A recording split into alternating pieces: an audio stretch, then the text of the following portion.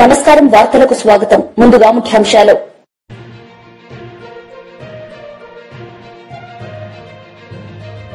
రాజకీయాల్లో మహిళలకు ప్రాధాన్యత ఇస్తున్నాం. సీఎం చంద్రబాబు నాయుడు వెల్లడి.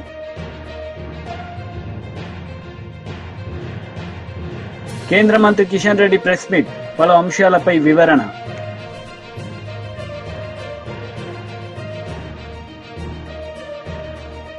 రాజకీయాల్లో మహిళలకు ప్రాధాన్యత ఇస్తున్నామని సీఎం చంద్రబాబు నాయుడు అన్నారు. ఈ సందర్భంగా ఆయన మాట్లాడారు.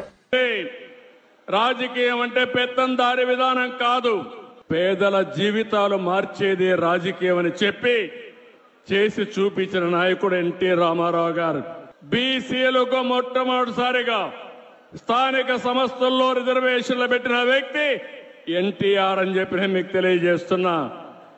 ఇదే కాకుండా మా ఆడబిడ్డలు ఈరోజు ధైర్యంగా మీరు డిమాండ్ చేసి మీ తల్లిదండ్రులు సంపాదించిన ఆస్తిలో సమాన హక్కు అడిగే అవకాశం వచ్చిందంటే అది ఎన్టీఆర్ ఇచ్చినటువంటి వరం. మీ అందరికీ ఆయన ఇచ్చిన చట్టం అని చెప్పి కూడా నేను మీకు తెలియజేస్తున్నా.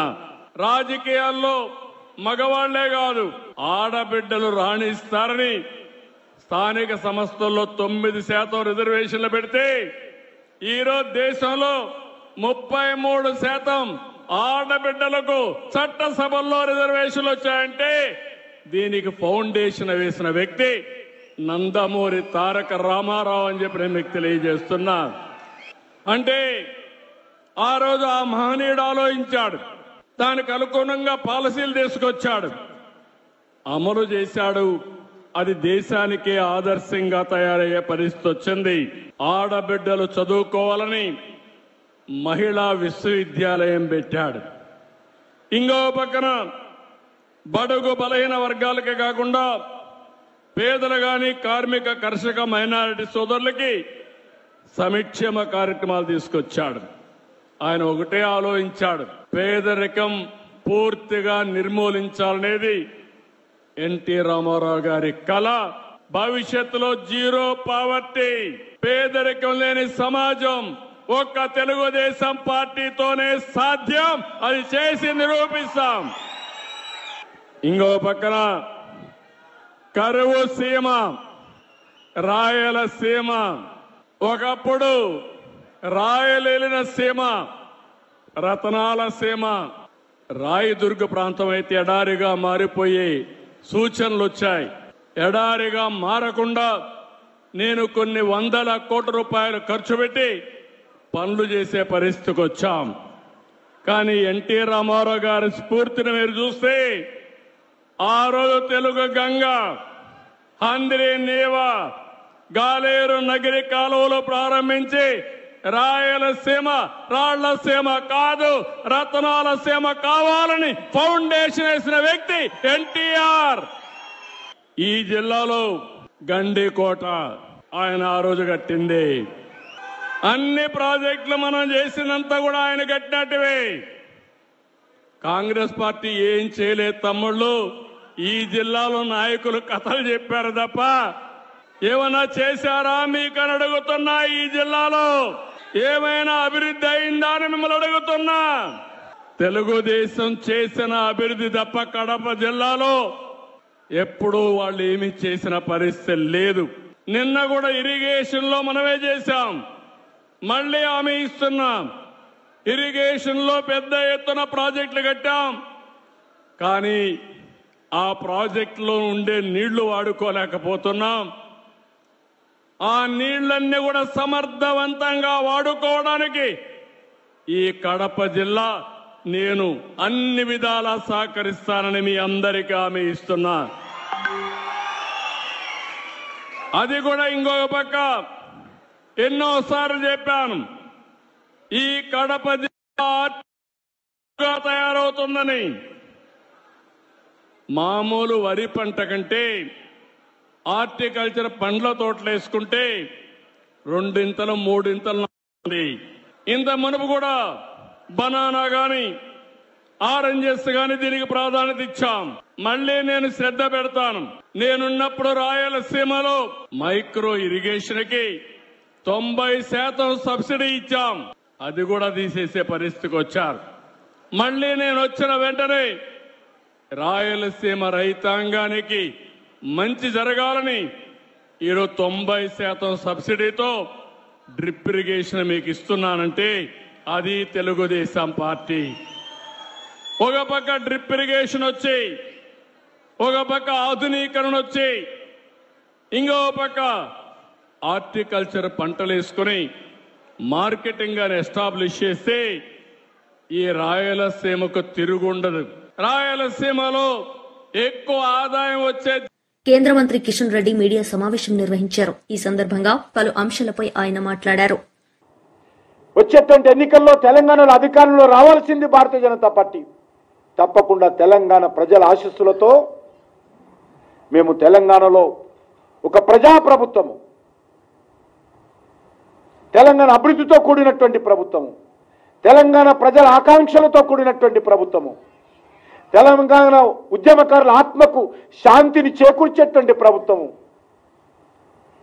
తెలంగాణ ప్రజలకు మేలు చేసేటువంటి ప్రభుత్వము, తెలంగాణలో దేశంలోనే అత్యుత్తమ రాష్ట్రంగా తీర్చిదిద్దేటువంటి ప్రభుత్వము భారతీయ జనతా పార్టీ నేతృత్వంలో వస్తుంది. దానికి నేను అందరినీ కోరుతా ఉన్నాను. ఈరోజు ఏదైతే అభిషేక్ యాదవ్ కావచ్చు, ఆనంద్ కుమార్ కావచ్చు, నందు కానీ లేకపోతే శివ కానీ ఎవరైతే చేరారో మిగతా సమాజం అంతా కూడా భారతీయ జనతా పార్టీలో చేరి ఈ రాష్ట్రం కోసం, ఈ రాష్ట్ర అభివృద్ధి కోసం, మన పిల్లల భవిష్యత్తు కోసం, మన భావి భారత పిల్లల భవిష్యత్తు కోసం, బంగారు తెలంగాణ కోసం మనము బీజేపీని బలపరచాల్సిందిగా నేను కోరుతున్నాను. తప్పకుండా ఈ సంవత్సరము భారత రాజ్యాంగం అమలులోకి వచ్చి ఈ యొక్క 26 జనవరి ఈ నెల 75 సంవత్సరాలు పూర్తిగా వస్తుంది. ఒక సంవత్సరం పాటు వచ్చే 2026 జనవరి 26 వరకు ఒక సంవత్సరం పాటు భారత సంవిధాన్ గౌరవ అభియాన్, భారత రాజ్యాంగ గౌరవ ఉత్సవాలు సంవత్సరం పాటు భారతీయ జనతా పార్టీ నిర్వహిస్తుంది. ఇంటింటికి వెళ్తాము, ప్రతి ఊరికి వెళ్తాము, ప్రతి బస్తీకి వెళ్తాము. ఈ కాంగ్రెస్ పార్టీ ఈ యొక్క భారత రాజ్యాంగాన్ని ఏ రకంగా దుర్వినియోగం చేసింది, ఏ రకంగా పత్రికా స్వేచ్ఛను హరించివేసింది, ఏ రకంగా ప్రభుత్వాలను కూల్చివేసింది, ఏ రకంగా లక్షలాది మందిని జైల్లో పెట్టింది. అటల్ బిహారీ వాజ్పేయి గారి నుంచి మొదలు పెడితే లాల్ కృష్ణ అద్వానీ గారి నుంచి ఈరోజు అనేక మందిని పత్రికా విలేకరులతో సహా ఎమర్జెన్సీలో జైల్లో పెట్టి రాజ్యాంగాన్ని అపహాస్యం చేసినటువంటి party Congress party. Congress party చరిత్ర, డాక్టర్ బాబాసాహెబ్ అవమానం చేసినటువంటి చరిత్ర ఖచ్చితంగా ఈ సంవత్సరం పాటు కూడా మేము ఇంటింటికి వెళ్తామని సందర్భంగా మనవి చేస్తా ఉన్నాను. మరి ఈరోజు ఈ యొక్క 75 సంవత్సరాల రాజ్యాంగ గౌరవ ఉత్సవాలను ఘనంగా నిర్వహించేటువంటి కార్యక్రమం చేపట్టబోతా ఉన్నాం. తెలంగాణ ప్రజలు కూడా ముందుకు రావాలి, ముఖ్యంగా యువత ముందుకు రావాలి. ఇప్పటికే తెలంగాణలో అన్ని రకాలుగా మనం నష్టపోతా ఉన్నాము. తెలంగాణలో మనకు తెలియకుండానే ఈరోజు మాజీ మంత్రి బొత్స సత్యనారాయణ మీడియా సమావేశం నిర్వహించారు. ఈ సందర్భంగా పలు అంశాలపై ఆయన మాట్లాడారు. నిధులు ఇస్తున్నాము అనే అంశం వచ్చి తెర మీదకి వచ్చింది. కేంద్ర ప్రభుత్వం ప్రకటించింది. దానిపై పరిపరి అన్ని పార్టీల తాలూకా వారి అభిప్రాయాలు వాళ్ళకున్నాయి, ఎవరి పార్టీ అభిప్రాయాలు వాళ్ళకున్నాయి. మా పార్టీ అభిప్రాయాన్ని మొన్న మా పార్టీ అధ్యక్షుడు, మా విశాఖ జిల్లా పార్టీ అధ్యక్షుడు మా అమర్నాథ్ ఆయన చెప్పకనే చెప్పారు. ఇదేదో వేణీళ్ళలో చన్నీళ్ళగా ఉన్నదండి, కానీ దీని మీద మాకు చాలా అనుమానాలు ఉన్నాయి. ఈ ఫ్యాక్టరీని దివాలా తీస్తున్న ఈ సందర్భంలో నాకు కొందరు పెద్దలతోనే మేధావులతోనే మాట్లాడినప్పుడు వాళ్ళు చెప్పిన విషయం ఏంటంటే అది ఎన్సీఎల్టీకి వాటికి పోకుండా దీన్ని కాపాడుతూ తదుపరి దీన్ని ప్రైవేటైజేషన్ చేసే ఆలోచన ఉన్నట్టుగా ఉన్నది. ఒకవేళ కాకపోతే నిన్నకాక మొన్నే ప్రధానమంత్రి గారు స్వయాన్న విశాఖపట్నం వచ్చినప్పుడు, ముఖ్యమంత్రి గారు ఆ వేదిక మీద ఉన్నప్పుడు, ఉప ముఖ్యమంత్రి గారు ఆ వేదిక మీద ఉన్నప్పుడు, కూటమి నాయకులందరూ ఉన్నప్పుడు వారు అడగడము వీరు చెప్పడం అనేది జరిగే అంశం కదా. దానివల్ల మేలు మంచి జరిగితే చెప్పేవారు కదా. చెప్పలేదు కాబట్టి ఆ తరువాత జరిగిన ఈ పరిణామాలు చూస్తుంటే దీని మీద మాకు అనుమానాలు ఉన్నాయి. అందుకే మేధావులతో చర్చించాలని చెప్పి మా అధ్యక్షుడు మనం 3 రోజుల కింద చెప్పడం జరిగింది. ఆ తదుపరి నిన్న మొన్న జరుగుతున్న పరిణామాలు చూస్తే మేధావులు కానీ, లేకపోతే కార్మిక సంఘాలు కానీ, లేకపోతే ఉద్యోగులు కానీ, లేదు ప్రజా సంఘాలు కానీ అందరూ కూడా ఏదైతే మా అధ్యక్షుడు మా అమర్నాథ్ ఏదైతే ఆ రోజు వ్యక్తపరిచిన సందేహాలు ఉన్నాయో దాన్నే దోపరుస్తున్నట్లు సందర్భాలు ఉన్నాయి. కానీ నిన్న చూస్తే విశాఖపట్నానికి సంబంధించిన ప్రధాన నాయకులందరూ ప్రతినిధులందరూ వారు ఒక కామన్ స్టేట్మెంట్ ఒకటి ఇవ్వడం జరిగింది. అందరూ కలిసి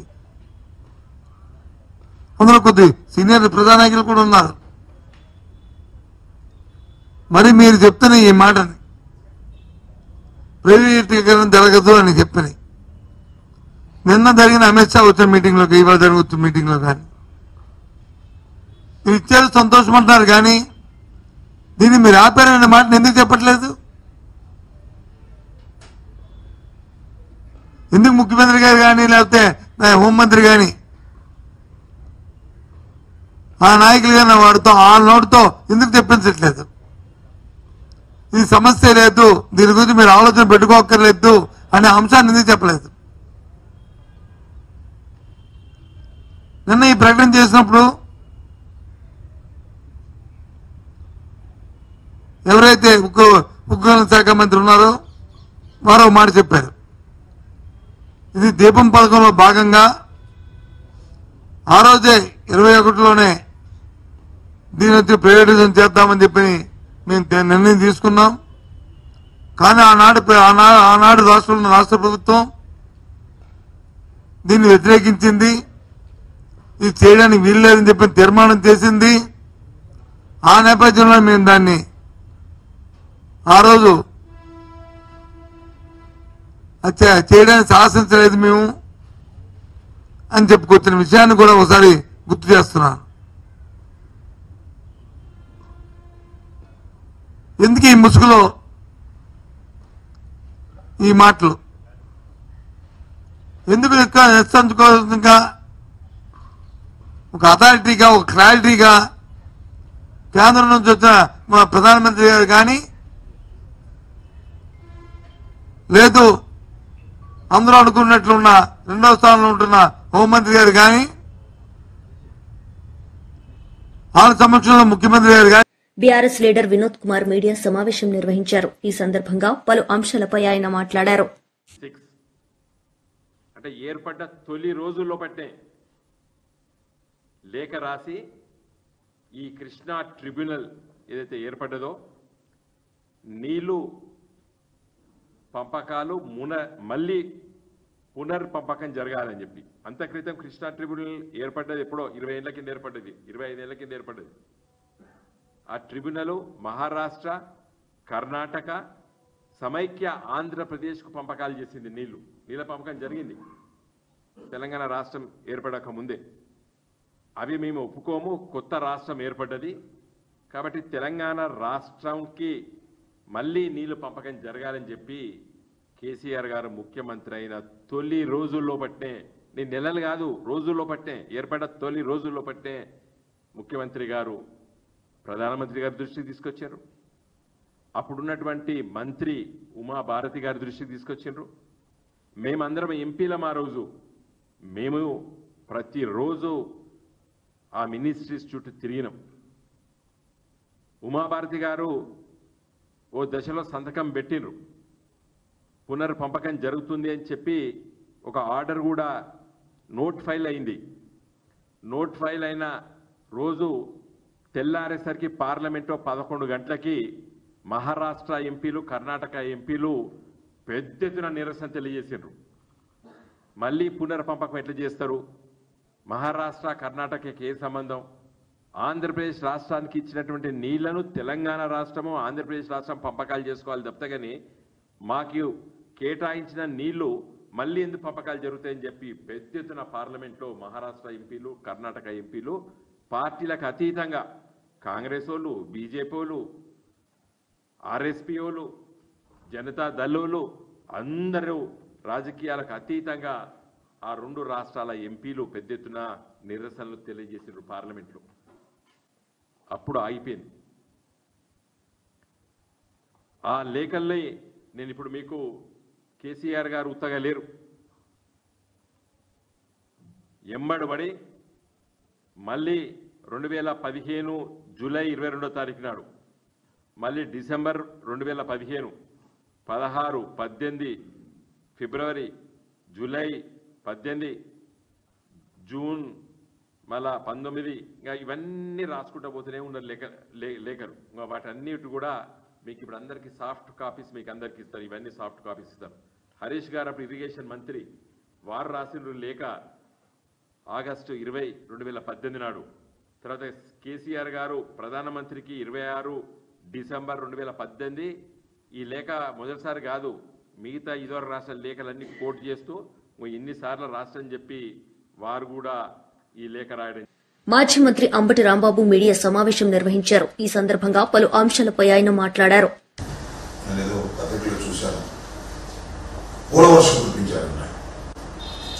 నాయకులు, తెలుగుదేశం పార్టీ నాయకులు పోలవర్షం కురిపించారు. ఆయనకి ఘన స్వాగతం పలికారు. నాకు ఈ సందర్భంలో ఒకటి గుర్తొస్తుంది.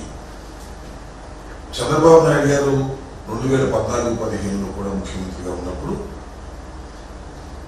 పార్టీ నుంచి బయటకు వచ్చిన తర్వాత, పార్టీ అంటే కూటమి నుంచి బయటకు వచ్చిన తర్వాత, ఇదే అమిత్ షా గారు అప్పుడు హోంమంత్రిగా ఉండి మన తిరుమల తిరుపతి దర్శనానికి వచ్చారు. అప్పుడు ఏ వర్షం కురిపించారో గుర్తుందా? రాళ్ళ వర్షం కురిపించారు.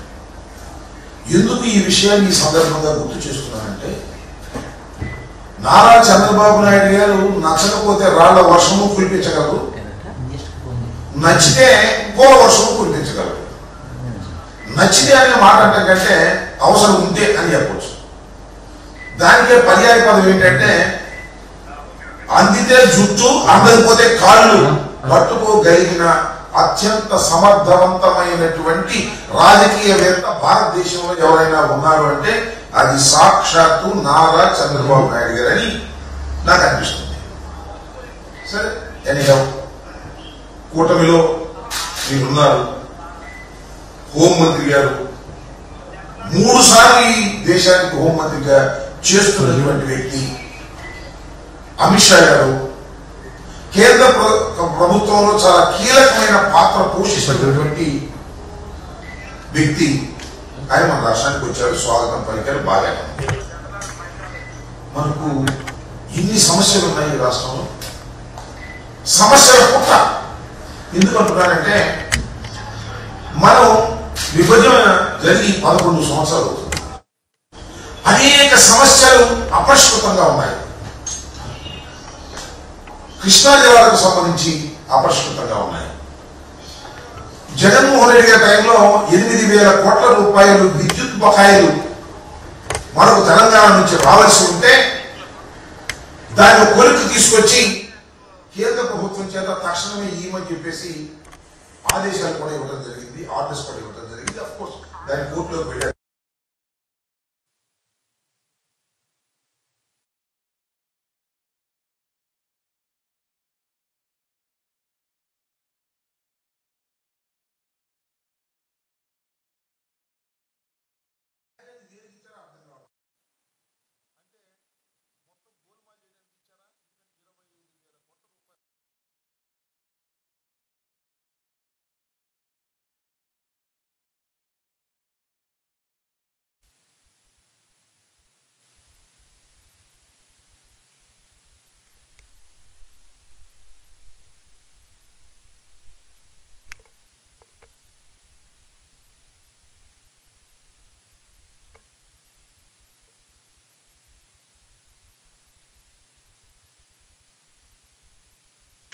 బీజేపీ లీడర్ కోసం వెంకటేశ్వర్లు మీడియా సమావేశం నిర్వహించారు. ఈ సందర్భంగా పలు అంశాలపై ఆయన మాట్లాడారు.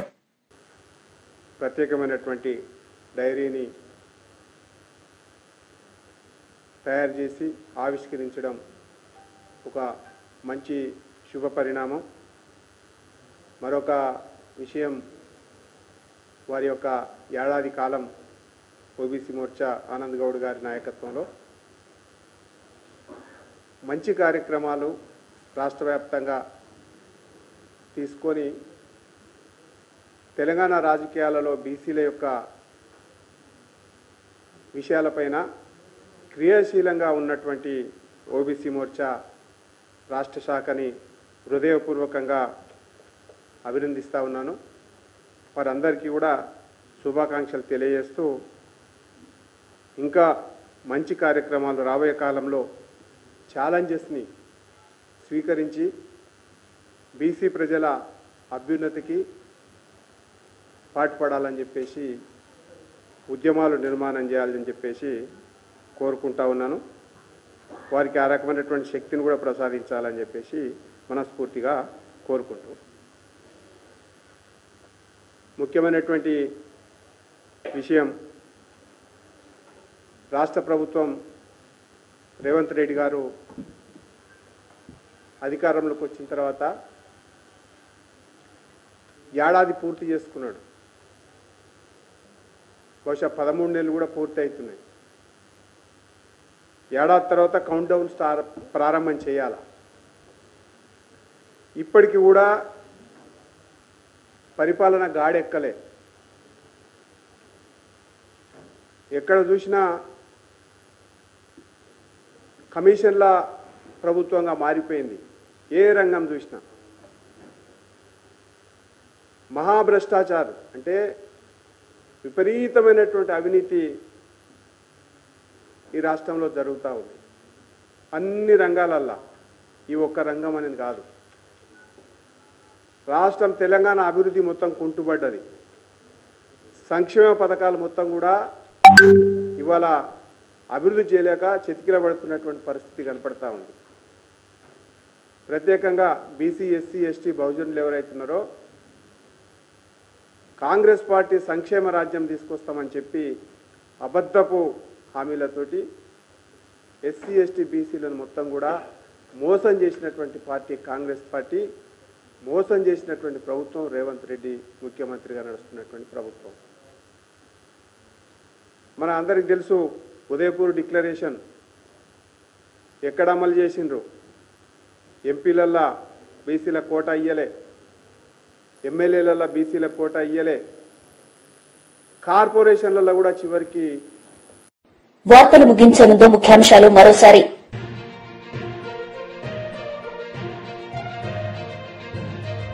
రాజకీయాల్లో మహిళలకు ప్రాధాన్యత ఇస్తున్నాం, సీఎం చంద్రబాబు నాయుడు వెల్లడి.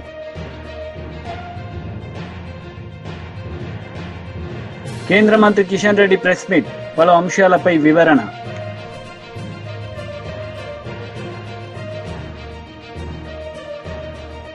ఈ వార్తలు ఇంతటితో సమాప్తం. తిరిగి ప్రసారమయ్యే వార్తల్లో మళ్లీ కలుద్దాం. అంతవరకు సెలవు. నమస్తే.